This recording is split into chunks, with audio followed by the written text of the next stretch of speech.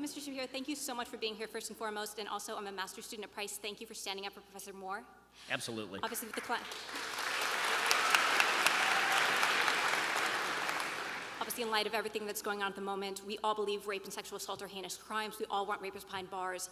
But I feel that in this climate, logic, evidence, and data are kind of being lost in translation. And also there's a very pervasive you're with us or against us mentality that's really doing a lot more harm than good. So my question to you is, how can we best stand up for the importance of due process and the presumption of innocence while also doing what we can to support survivors? Okay, so I think that there's actually a third question that I want to address that you didn't even ask. So I'll address the first two, and then there's a third one that I think is implicit in the first two. So when it comes to standing up for due process, the answer is that we actually have to stand up for it, even in cases where it makes us uncomfortable, or even where we believe that the person may be responsible for something bad, because once you lose due process for one, you lose due process for everybody, obviously. When it comes to standing up for sexual assault survivors, I think the idea that we ought to take everybody's first account with the respect it deserves means not dismissing, not downplaying, but it also means asking the proper questions in order to get at the truth. That doesn't mean intimidating people. It doesn't mean calling people liars without evidence that they're lying. It doesn't mean mocking them, obviously, God forbid. It doesn't mean doing any of those things. You know, I've throughout the Christine Blasey Ford thing, I keep saying over and over and over, I'm not calling her a liar. I'm not mocking her. I don't know if she's lying. I don't know if she's telling the truth. I don't know if she's misremembering. I don't know any of that stuff. All I know is that due process requires such and such to happen. Now, the real answer in the end to a lot of what's happening, and here's the really unpopular part with the left. The left destroyed traditional mores with regard to relations between the sexes, destroyed them wholesale. So the original idea was that men were supposed to act with honor and chivalry in protecting women, and women were supposed to look for example, relationships just as men were. Sexual activity was supposed to be confined, this was at least the ideal, was supposed to be confined to committed relationships, particularly marriage. Not everybody lived up to that, but a huge number of people did. In fact, once people got pregnant, people basically got married.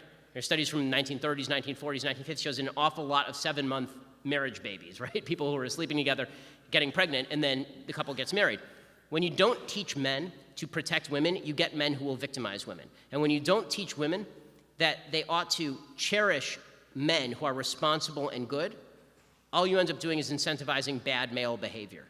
The feminist movement was not wrong when they said men are acting like pigs. They were wrong when they said women also ought to act like pigs and that this is a solution to our problem. Because now what's happened is they got rid of all the traditional mores about how sex ought to be connected with love and ought to be connected with relationships. They got rid of all of that. It was just a bodily function now. Except when it comes to actual sexual assault, we treat that differently than any other bodily function, obviously. But that's the problem, right? So they create the standard where sex is basically a throwaway item, sort of like eating. And then we treat sex very differently when it comes to what we all know it is, which is a deeply important and intimate part of a person's life. And then we attempt to backdoor standards of consent that, frankly, don't make any sense in a real-life context. So you get college campuses in California saying that what you need is a yes means yes standard, where you have like a legal checklist, I guess, where every time you do anything in the bedroom, you're supposed to ask, am I allowed to touch your hand? Am I allowed to touch your shoulder? Am I allowed to touch your hair? Which has never ever resulted in actual fulfillment of a sexual encounter, right? I mean, it's sort of like, it's like Zeno's paradox. If you have a yes means yes standard, the closer you get, the further away you are. And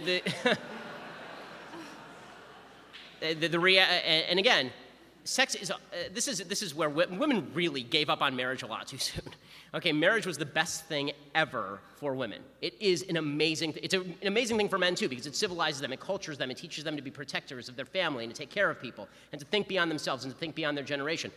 Women gave up in marriage a way to teach men to do those things. And also, women gave up the idea that a commitment was going to come along with this intimacy. And let's be real about this. I mean, every scientific study ever done has shown that women actually do have better sex in the context of committed relationships. All of the crap that you see in Cosmo magazine about sleeping with 100 guys and being sexually happy is just garbage. It is just sheer unadulterated garbage.